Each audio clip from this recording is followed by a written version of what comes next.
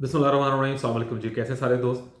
Well जनाब, आज की वीडियो जो है it's about current situation in Turkey और उसको किन चीज़ों के साथ मैं कोशिश करूँगा क्लियर करने की। सबसे पहले फॉरेनर्स के लिए कैसा माहौल है तुर्की में राइट नाउ, करंटली क्या सिचुएशन है,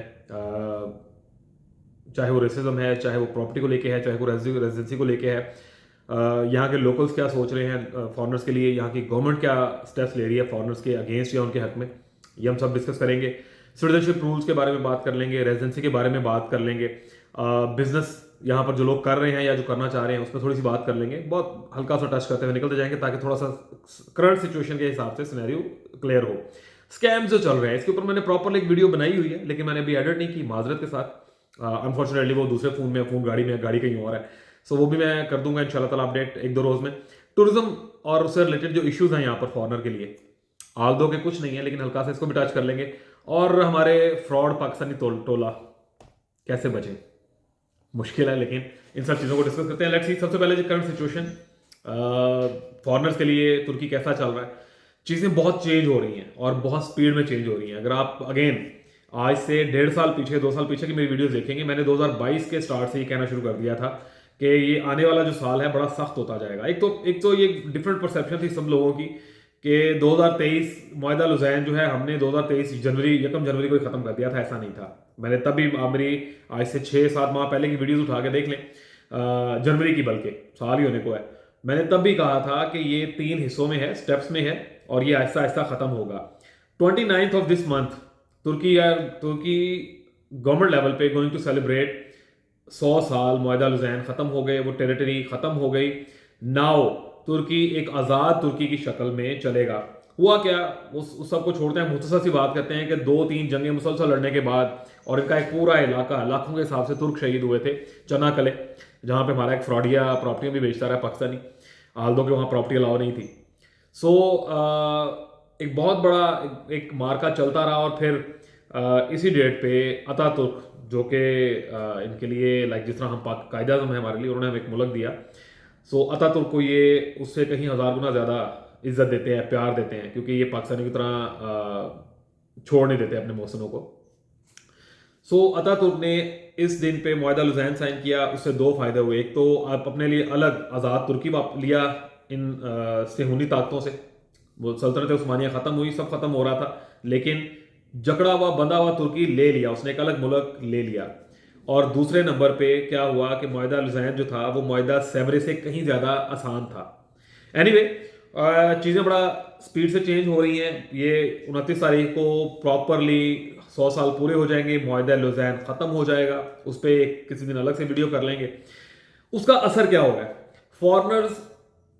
ये जो इलेक्शन हुआ 2023 का, ये इलेक्शन ही सिर्फ इस चीज़ पे हुआ 3-4 बड़ी जमातों में कि तुर्की से फॉरनर्स को निकाला जाए। इन्फ्लेशन बढ़ गया है, महंगाई बढ़ रही है, प्रॉपर्टीज हाथ नहीं आ रही, गाड़ियों की कीमतें, मतलब जो गाड़ी यहाँ पर हमें मर्सिडीज और BMW लेवल की गाड़ियाँ यहाँ पर जो 1-1.5 लाख 2 लाख लिरा में मिल जाती थी नॉर्मल, और जो अच्छी गाड़ियाँ जिस तरह पाकिस्तान में 2D है ना हमारी हमारी करोला 2D या सुजुकी की बहुत अच्छी गाड़ी ले लें या सिविक ले लें, इस लेवल की गाड़ियां तुर्की में 1.5-2 लाख मैक्सिमम में मिल जाती थी। इससे 70,000 से लाख में मिल जाती थी, और 1 लाख से 2 लाख की रेंज में।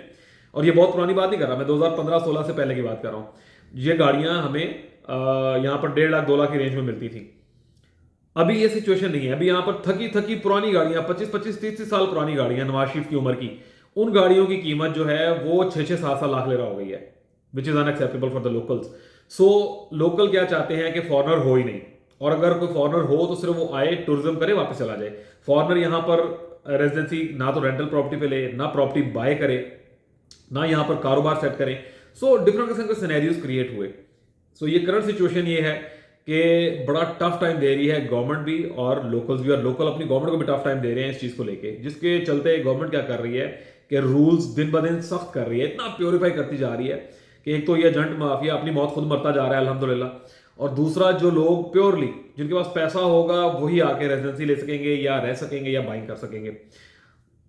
बहुत सारे लोग आए, बहुत से दोस्त आए, बहुत से दोस्त नाकाम गए, कुछ लोग कामयाब हुए, कुछ लोगों की गर्दनों पे पैर रखते हुए ऊपर गए और आज एक दूसरे के गिरबान पकड़ रहे हैं। वो वीडियोस आपको मिलती रहती होंगी। खैर, पहली चीज इसके बाद हम डिस्कस करते हैं सिटीजनशिप पे, इस पे क्या असर हुआ। गवर्नमेंट ने $2.5 लाख से उठा के $4 लाख कर दिया, लेकिन आपको $4 लाख से भी थोड़ा ऊपर जाके बाइंग करना पड़ती है for the safe side.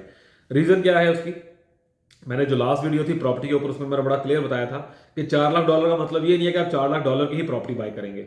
You need to be very careful, very keen, very precise कि जो आप प्रॉपर्टी बाय कर रहे हो ये $4 लाख तो लिखा जा रहा है, इसको 415, 420, 440 लिखवाएंगे आप, इतने की प्रॉपर्टी आप बाय करेंगे। और एट द सेम टाइम आपने ही फोकस भी करना है कि जो नमूना जो बंदा आपको प्रॉपर्टी बाय करके दे रहा है कहीं वो आपके साथ हाथ तो नहीं कर रहा, कहीं वो 2.5 लाख 2 लाख वाली प्रॉपर्टी खुद से एक्सपर्टीज के खर्चे भर के आपको 4, 4.25 में तो नहीं चेप रहा।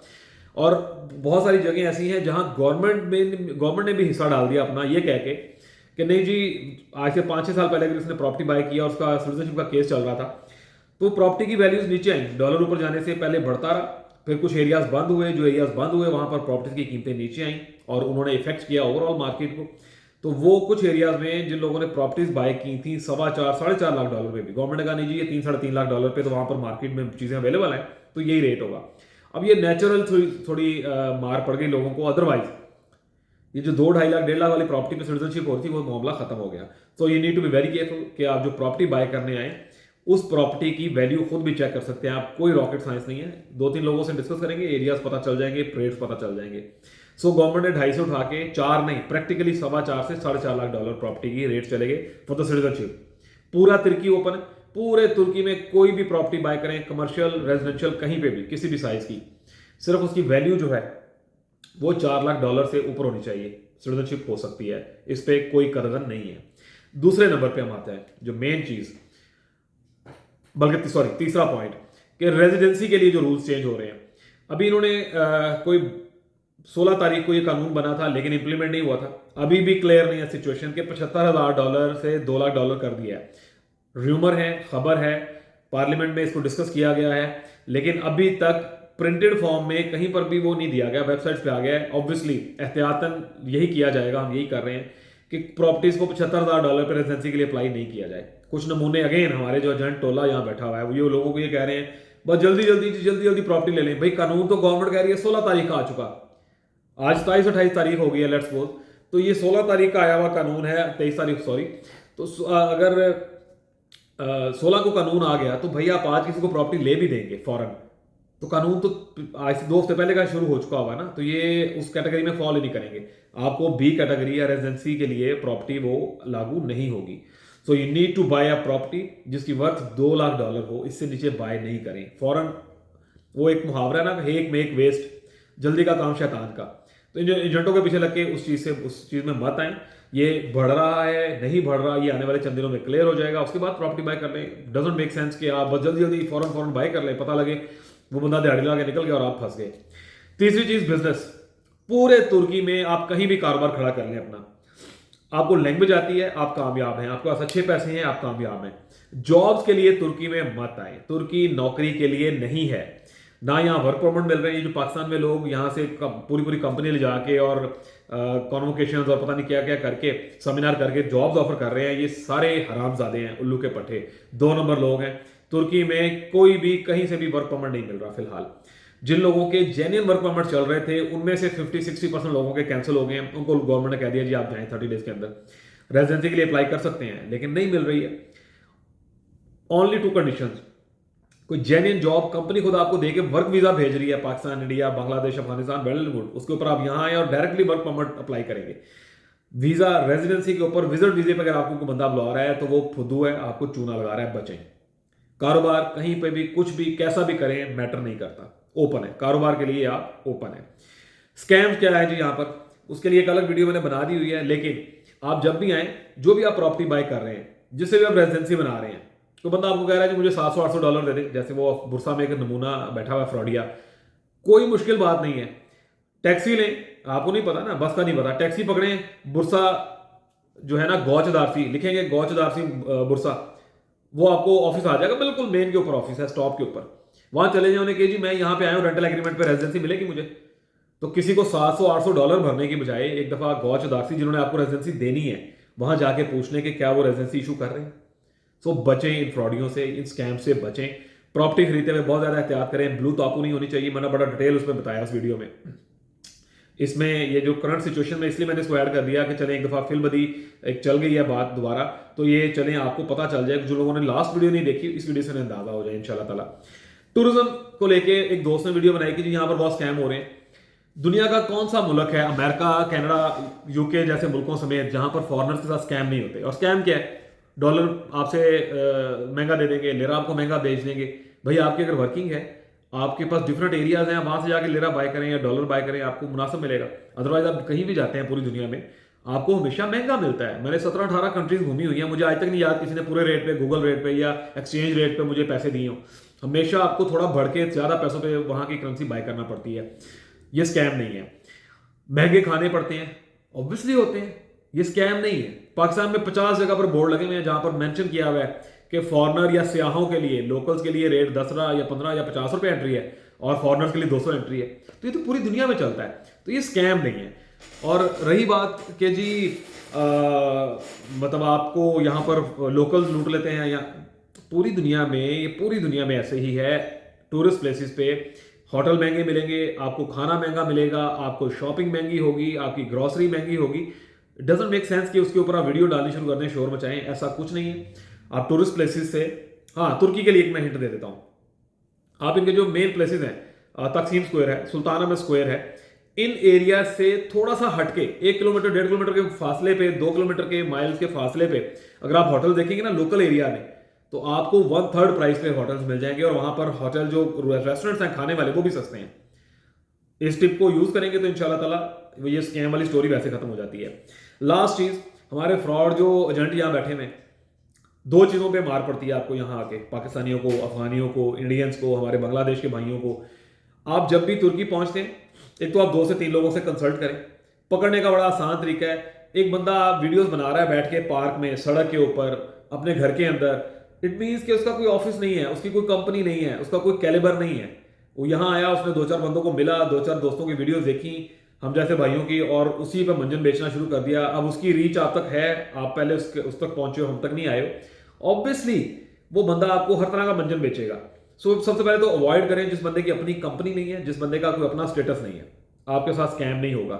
मैं जो चीज़, जो सर्विसेज आपको 50 यूरो में या $50 में दूंगा, मेरे जैसे, मतलब मेरे से मुराद जिनके अपने ऑफिस हैं, कंपनीज हैं, जो गवर्नमेंट को 6-6, 7-7 हज़ार ले रहा, टैक्स भर रहे हैं महीने का, ऐसे बंदे के पास आप जाएंगे जो चीज़ हम 50 की दे रहे हैं, तो इन लोगों ने हमारे पास ही आना है, क्योंकि इनके पास, इनको अगर इनमें से कोई बंदा पकड़ा जाएगा ना बाहर टूर कराता हुआ, 8 से 9 हज़ार लेरा जुर्माना है, 12 हज़ार लेरा जुर्माना है, टीआरसी कार्ड उस टाइम कैंसिल हो जाएगा इनका। डिफरेंट सिचुएशंस हैं, 6-6 माह की कैद है। टूरिज्म तो अलाउ ही नहीं है, सर्विसेज तो अलाउ ही नहीं है यहाँ पर विदाउट कंपनी बनाए हुए। सो अवॉइड करेंगे आप इस तरह के लोगों को। प्रॉपर्टी लेने जब आप जाते हैं, जैसे ही कोई बंदा आपको उठा के किसी दूसरे दफ्तर में ले जाए, समझ आओ कनारे बजने लगी है। तो होता क्या है, ये लोग टूरिज्म के नाम पे 25-50 यूरो अपने ऐड कर लेंगे, जो कि आपका पूरे दिन का खर्चा खाना पीना मिला के। प्रॉपर्टी लेने आप जाएंगे तो ये जो हमारे एजेंटों का टोला है यहाँ बैठा हुआ, आप जो प्रॉपर्टी आपको मिल रही है, लेट्स सपोज 1 मिलियन लेरा की, उसमें लाख 1.5 लाख लेरा ये अपना भी डलवा लेंगे। और जब ये अपने डालेंगे तो जो लोकल बैठा हुआ है, भले कोई अफगानी है, भले कोई कुर्द है, तुर्क है, वट एवर, ईरानी है, जिसके पास भी आप जाएंगे, जब ये बंदा अपने पैसे रख रहा है तो वो बंदा भी अपने पैसे ऐड कर लेगा, क्योंकि बंदूक इसके कंधों पे है ना, उसने उस पर डाली हुई है। आप नहीं पकड़ सकेंगे लैंग्वेज बैरियर की वजह से। सो जो चीज़ आपको 9 से 10 लाख में मिलनी है निगोशिएट करके, वो आपको मिलेगी 11-12 लाख रुपए की। So you need to be very careful again. उस बंदे के साथ काम करें जिसका कोई अपना स्टेटस है, कंपनी है। राह चलते ड्राइंग रूम में बैठे हुए, सड़कों पे, पार्कों में वीडियोस बनाते हुए बंदों के साथ जब आप काम करेंगे तो स्कैम होंगे, और ये टोला मजीद जो है मुतारक होता रहेगा। सो करंट सिचुएशन तुर्की की, आई होप सो मैंने काफ़ी हद तक क्लियर कर दी है। तुर्की में जॉब्स के लिए मत आएं। फिलहाल अगर आपका वीज़ा लगा भी हुआ है तो रेजिडेंसी के पॉइंट से अगर आप आ रहे हैं मत आएं, बहुत सख्ती है। वर्क परमिट्स नाम की चीज़ यहाँ पे इस टाइम नापैद हो चुकी है, मत आएं। तुर्की के टीआरसी के ऊपर अगर आपको आगे का लालच दे रहे हैं जी तुर्की आ जाओ, इथों के वीज़ा मिल जाएगा, तो जीरो। तुर्की का अपना पासपोर्ट इस टाइम 3rd नंबर पर जा रहा है दुनिया में, यूरोप और शेंजन के वीज़ा की डिनाइल में, यानी इनको रिफ्यूज़ कर रहे हैं। तो वहाँ इस कंट्री में आके इसके टीआरसी या यहाँ के विजिट वीज़ा पे आपको कोई कैसे आगे का वीज़ा दिलवा सकता है? तो ये सब स्टोरीज हैं, सब फ्रॉड है, बचें। सब्सक्राइब कर लें चैनल को, बेल आइकन प्रेस करें, ये वीडियोस अपने दोस्तों का शेयर करें। मिर्चें बड़ी लगती हैं लोगों को, इसमें हो सकता है आप में से बहुत सारे दोस्तों को भी बुरा लगे वक्ती तौर पे, लेकिन अभी करंट सिचुएशन ये है, आने वाले 2-3 महीनों में जैसे ये गवर्नमेंट मुअद्दल हुसैन खत्म होने के बाद अब ये एंटर होगी, नई पॉलिसीज़ का इजरा होगा, पता चलेगा, गवर्नमेंट बताएगी क्या पॉलिसीज़ होंगी फॉरनर्स को लेके, उसके अकॉर्डिंगली फिर आप ट्रैवल करें। इन द मीन वाइल अपने पैसे को सेफ रखें, यही पैसा आपकी हार्ड अर्न मनी है, आपके काम आएगा इंशाल्लाह ताला। लाइक, सब्सक्राइब और शेयर लाजमी करें, क्योंकि ये जो कंप्लीट सीरीज़ है, आगे जो 7-8 मजीद वीडियोज़ आ रही हैं, ख़ासतौर पे जिनमें आप मतलब किन कंट्रीज़ में आपको जॉब्स मिल सकती हैं प्रैक्टिकली। ये चलो चलो वाले बाबा जी की सीरीज़ नहीं चलाऊंगा मैं, गूगल से उठा के डाटा नहीं दूंगा आपको। और किन एरियाज़ में, किन इलाकों में, किन कंट्रीज़ में आपको सस्ते पैसों में सिटीजनशिप मिल सकती है। दुआ में याद रखें। जज़ाकल्लाह। अल्लाह हाफिज़।